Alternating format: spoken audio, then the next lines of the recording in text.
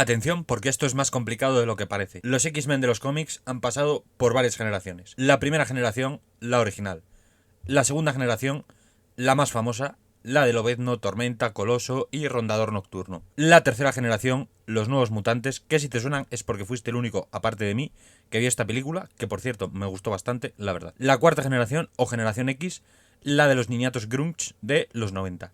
Y fueron estos personajes, que incluyen un tipo cuyo poder mutante consiste en que su piel se estira sin parar, los que Fox incomprensiblemente eligió para lanzar la primera película de X-Men. Sí, has oído bien.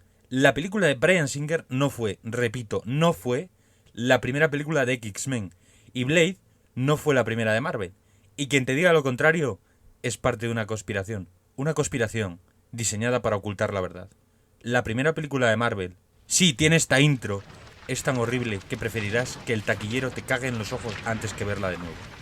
Joder, en 1996 ganó el cine. Esta es la historia de un calvo raro que está obsesionado con adolescentes. Y no es el Profe X, es el malo. La buena es Emma Frost, que en los cómics es la mala.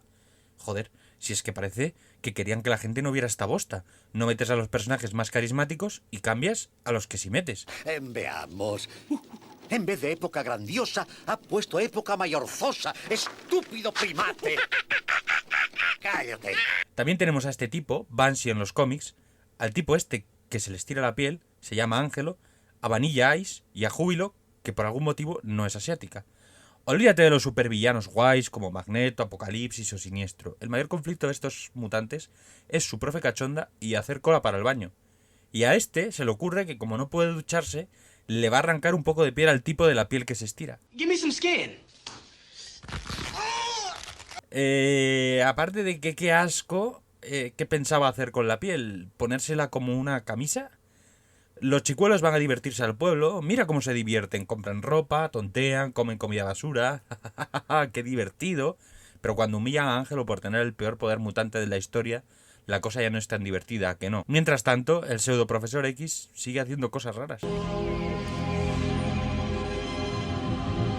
¿Me puedo ir ya? Y a pesar de que le han arrancado la piel hace 2 escenas, este tipo decide meterse en una pelea para defender a Ángelo. Welcome to Hastings, pubehead. Emma Frost les saca de la cárcel haciendo creer al poli que son los de Van Halen. Eso es bastante divertido. That one says he's Eddie Vedder. That one says he's Eddie Van Halen. That one says he's Eddie Munster. And that one says she's Edie Brickell. That's right, officer. All those names are correct. Thank you, ma'am. We can go now, can't we? Sure.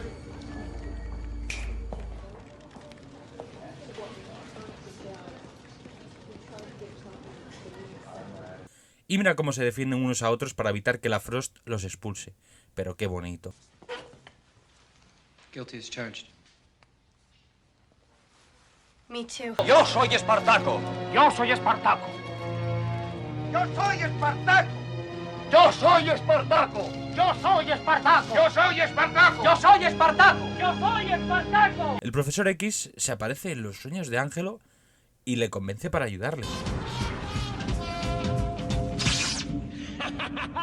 Porque no es nada sospechoso que haga una broma acerca de cortarte el cuello y que después haga esto.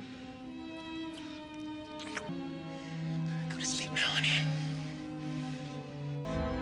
That's the Angela we know and love. ¿Me puedo ir ya? Y claro, la cosa acaba como tiene que acabar, con Ángelo a punto de ser lobotomizado. Ya sabes, X-Men. Pero espera, porque las cosas se ponen todavía más raras. La película se convierte en una entrega de Pesadilla en Mel Street. El profesor X es una especie de Freddy Krueger y la Frost tiene una especie de pelea onírica con él que Ángelo acaba solucionando de manera muy perturbadora.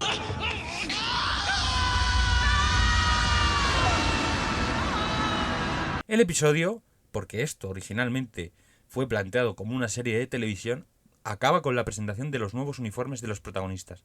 Pero esta bosta fue tan mierdera que jamás tuvo continuación.